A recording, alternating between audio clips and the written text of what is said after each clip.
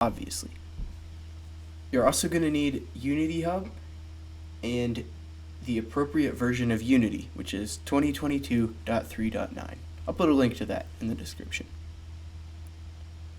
When you're installing it, make sure you have Mac and Windows build support. You probably won't need Android build support or Visual Studio. They're just going to take up extra space. Once you have it installed, you'll need to activate a license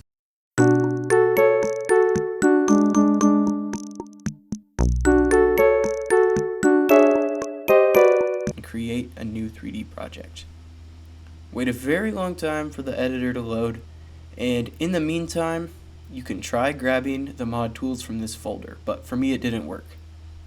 There's unfortunately this bug in them that for some reason with some versions of SimplePlanes the mod tools just don't work.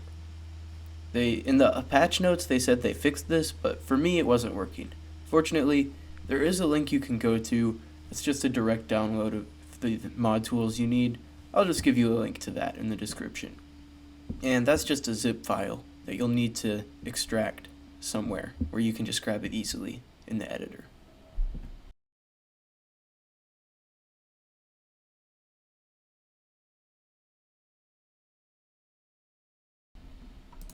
Once everything is loaded in, you'll get some very long loading screens you have to sit through. You'll have to go on this emotional roller coaster where you think it's done loading, but it's really not. But you'll know it's done because in the top bar, where it says File, Edit, Assets, so on, you'll notice there's this new tab called SimplePlanes, and that is a very important tab we're going to use in just a minute.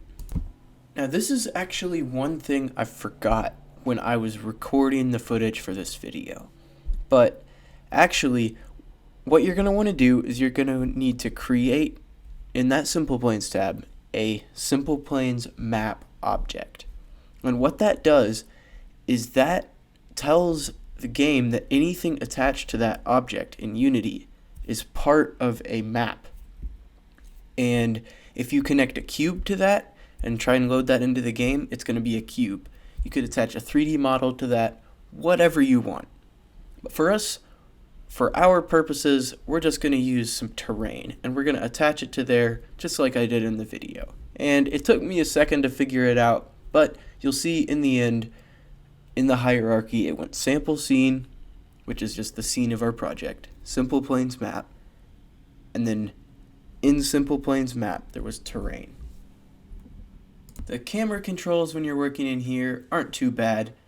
One pro tip though, you can hold the Alt button and drag your mouse around, and then that way you can move the camera around your object without having to just pan awkwardly. And it makes the whole camera system just a lot less clunky to be able to just rotate the camera around a fixed object. Alright, let's get to work on actually shaping the terrain. So you'll notice on the right, you can see that there is a sort of brush tool, and you can use the little drop down menu and select raise or lower terrain, and it gives you these instructions: left click to raise, hold shift and left click to lower.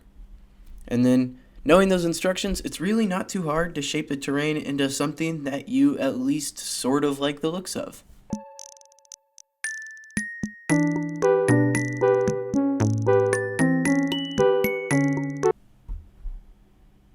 I think I like this pretty well. Okay, our land looks great, but it has one critical issue. If we were to load it into the game right now, it would just all be white. It would be super ugly, really boring to look at, and just nothing interesting about it. So one thing we can do to fix that is we can paint textures on it. And textures are basically just pictures that get tiled onto the terrain to make it look a little better. In the main game, these textures are not very realistic, but you can imagine it's a lot better than if everything was just white. So we're going to import the texture we want, just like we did the mod tools, nothing too hard. And then you want to go down to Edit Terrain Layers, Create New Layer, and then we choose that. And it's that simple. And now, all of a sudden, our terrain, you'll notice, is tiled with very tiny pictures of Shrek. and you can adjust the tiling size. As of right now, it's pretty small. And that's pretty much it.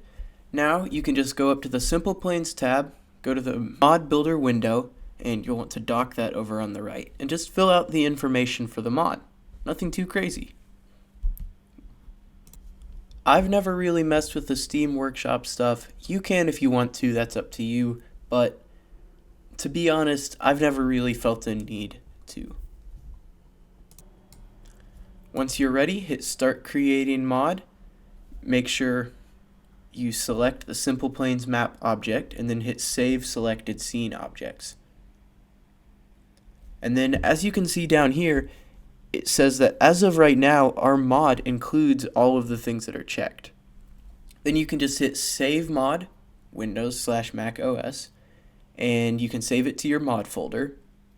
And then you'll just need to wait a really long time. I think it took something like 10 minutes the first time. After the first time you compile it, it doesn't take that long, only like 2 to 3 minutes, but for whatever reason, the first time you do it, it takes a really long time. You can see it did technically work. Like, because I didn't add in a map start location, we spawned at the location 000, which did not work at all.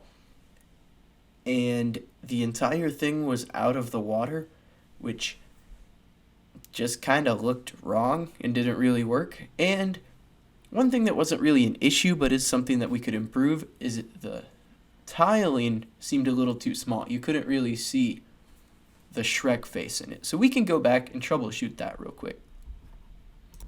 Fixing the problem where we start at 000 is really easy. We just go to the SimplePlanes window, Game Objects, and we can just add in a map start location. And wherever we put that is going to be the default starting location. And so I didn't really mess with where it went that much. The location it started with could have used improvement if this map was actually something I was planning on releasing, but for now it works fine as an example of how to do it for yourself. Moving the terrain up and down is also really easy. You just select it, and then you can just use the move tool, and you just move it to a height that makes sense for you. All you have to do to fix the texture tiling issue is just scroll down a little bit when you select the terrain, and the numbers should be right there and you can change them. And I made them both the same. You could hypothetically, if you really wanted to, make them different, and that would stretch the terrain and make it look, I don't know if I would say good, but it would make it look different. Then just export the map again, and if everything is good, if you're happy with everything, it's done. And you can just mess with it yourself, or you could upload it to the website, which I'm going to show you how to do next. So for this, it's really easy. Just go to the mods page, hit create, and it'll prompt you to upload a .spinfo file for the mod you're uploading. This is really not that hard. All you got to do is just go to your mods folder, and it should be right there underneath the .spmod file. Now, I will warn you, if you spelled anything incorrectly in the mod, then that will translate to the title of the page where you upload it. For some reason, the title you can't change. Everything else is really nice as long as the images are cropped correctly. You can upload them however you like.